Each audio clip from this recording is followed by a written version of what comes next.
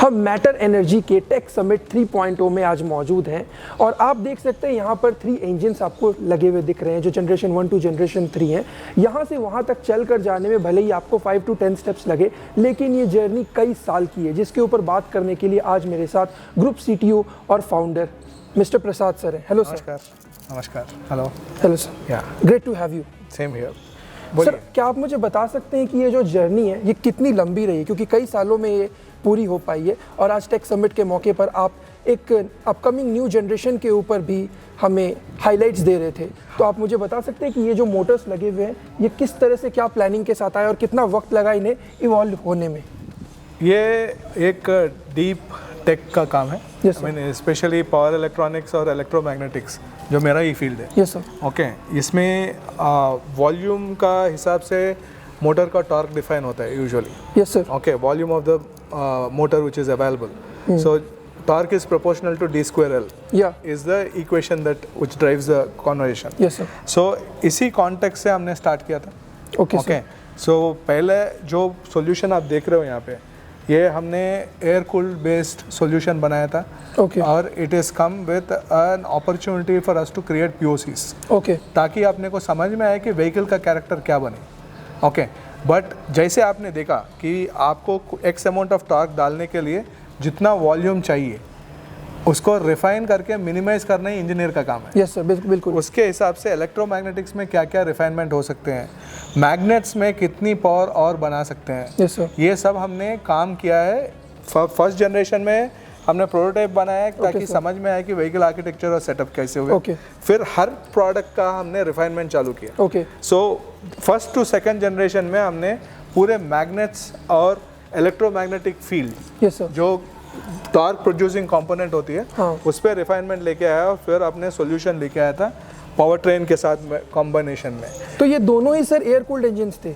ये सेकंड वाला liquid cooled है। ओके। और इसमें मैग्नेट्स NDFEB का जो है, yes sir, GBD process, okay sir, diffusion process बोलते हैं, यस सर, उससे बने हुए, और डिस्पोजियम का कंटेंट को हमने कंट्रोल किया मैग्नेट्स में। और गियर्स जो है जनरेशन 1 से ही आपके प्लान में था? जनरेशन 1 पे से भी अपने प्लान में था। Okay. But generation 1 to generation 2 में हमने गियर रेशियोज को भी रिफाइन किया। ओके। कि मैक्स स्पीड कितना चाहिए, टॉर्क कितना चाहिए पूरी व्हीकल का जर्नी में, उसके हिसाब से हमने ओवरले किया है। तो पावर ट्रेन और actual characteristic of motor finally got defined in this 2.0 that we had. Okay, this is the refinement that we had. और इसके ऊपर हमने फिर, आपको ये चाहिए होता है कि मास स्केल प्रोडक्ट में, जी सर, आपको मटेरियल इन और product out yield factor high करना है। हाँ जी। यानी जितना मटेरियल अंदर जा रहा है उससे प्रोडक्ट जितना बन रहा है उसको आप कंट्रोल में रखोगे तो आपका कॉस्ट कंट्रोल में रहेगा। Yes sir. तो वो सब काम, इंक्लूडिंग हार्नेस को कैसे इंटीग्रेट करें, अगर आप देखोगे यहाँ से, यहाँ से सेकंड जनरेशन में जब जाएंगे, कनेक्टर्स और बाकी चीज़ें भी, वॉल्यूम और मास काफ़ी और ऑप्टिमाइज किया हमने। Okay sir. सो इसमें हमने एक टॉर्क लेवल और एक पावर लेवल का 11.5 किलोवाट का motor in this RPM range जो चाहिए, सबसे ऑप्टिमल गियर बॉक्स के साथ जो कॉम्बिनेशन हो सकता है 4 स्पीड का, ये फाइनल डेस्टिनेशन हमारा है। यही अभी गाड़ी के ऊपर है। ऑब्वियसली ये तो मैंने राइड किया है, इसको मैंने एक्सपीरियंस किया है। कैसे लगा? It is a wonderful product, wonderful in my opinion. Yeah so that's, but one thing I felt कि आपने 4 गियर्स ही क्यों रखे हैं? 4 गियर्स इसलिए रखे क्योंकि if you are looking at 150-160 cc equivalent segment, yes sir, usually जगह आपने स्प्रेड लेंगे, यस सर, कम्यूटर सेगमेंट में, यस सर, आपको दिखेगा कि फर्स्ट 4 गियर्स ही मैक्सिमम यूटिलाइज होते हैं।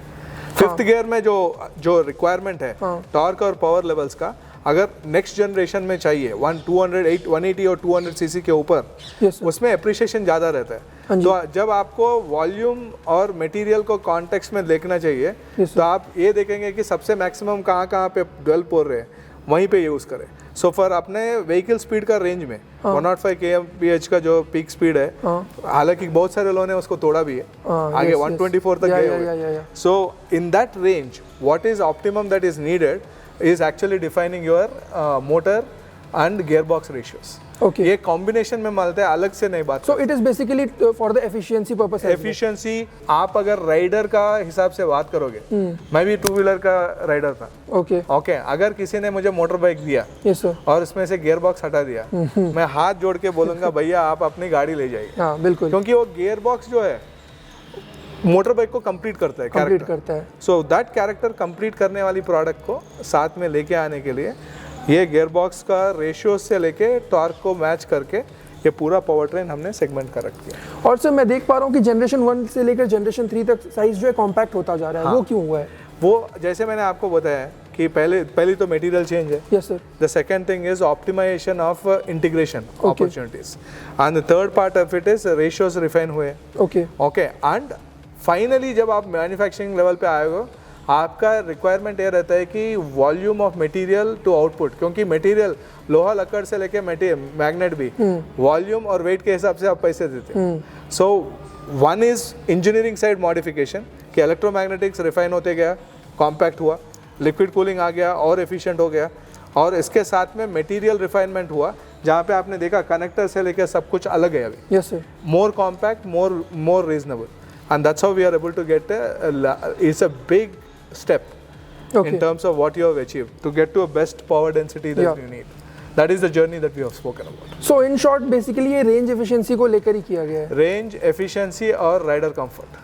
और पावर एंड टॉर्क फिगर्स का तो बेसिकली बड़े इंजन से कोई फर्क नहीं पड़ता है मोस्टली। आइस का आइस मोटरसाइकिल्स में हमने देखा है। सोचिए आप अभी पावर एंड टॉर्क में भी अगर टॉर्क बड़ा ना हो, यस सर, ओके, और आपके पास गियर बॉक्स ना हो तो आपका करंट हाई होगा। Okay sir. Okay, you are essentially going to higher currents. So what we are trying to do is, हम लोगों ने क्या किया, करंट का एम्पलीफिकेशन छोड़ के टॉर्क एम्पलीफिकेशन गियर पे लाया ताकि बैटरी पे लोड कम हो। हाँ। सेम टॉर्क को हमने मल्टीप्लाई किया गियर बॉक्स से। Okay okay, with mechanical lever you are able to get it. There are two levels, either current or gearbox. Yeah. So with gear ratio we are able to solve it. Then you are essentially giving the rider what he wants, gearbox, and in the way you are also reducing the stress on the battery, okay, which is a very important component finally. So it's a very carefully thought through solution. Okay. Yeah, very good questions. Thank you. आपका नाम क्या बोला? Animesh sir. Animesh, very good. Just last question sir. Yeah. What are you going to bring in the upcoming generation? So upcoming generation जैसे मैंने बात किया, yes sir, rare earth free हमने solution किया है, yes sir, variable flux drive, okay, and जिसको आपको showcase किया था, बिल्कुल sir. Variable flux drive is something which is going to change the game in terms of what the motors have been for two-wheeler. ये two-wheelers में non heard of solution है, इसमें magnet में भी काफ़ी इनोवेशन है। Okay sir. ओके, हर magnet usually static BH curve से आता है, यस सर, हमने इलास्टिक बीएच कर्व लेके आया उसमें, और उसके साथ में जो वेरिएबल फ्लक्स का बिहेवियर लाके दो अलग मोटर एक ही मोटर में बिहेवियर लेके आए। I think this is going to be a game changer for two wheeler market. So this please stay tuned, you will soon see this on the products too. Yes sir. But this is the journey that we are getting. But अलग-अलग segments में आप आ रहे हैं, almost 4 new motorcycles आप आने वाले कुछ सालों में इंट्रोड्यूस करेंगे, एक स्कूटर भी। करेक्ट। तो क्या उन सब में भी ये इंजन कॉम्पैटिबल रहेगा जो अपकमिंग जनरेशन का इंजन रहने वाला है? 100%। ये सॉल्यूशन सॉल्व करना ही हमारा काम है, engineers. That is why I am here as an architect. So 100% I am confident. Yes sir. Okay, but the point I am saying is we will be always able to solve for as आपको road map में जैसे समझा है, yes sir, हम कम से कम 3 या 4 साल आगे ही रहेंगे, you know, in terms of what is the market going to need. The tech development we will always be ahead of the curve. Okay. So you will see us a lot more. Yeah. Thank you so much sir. Thank you. Thank you for your time. Jai Hind. Jai Hind.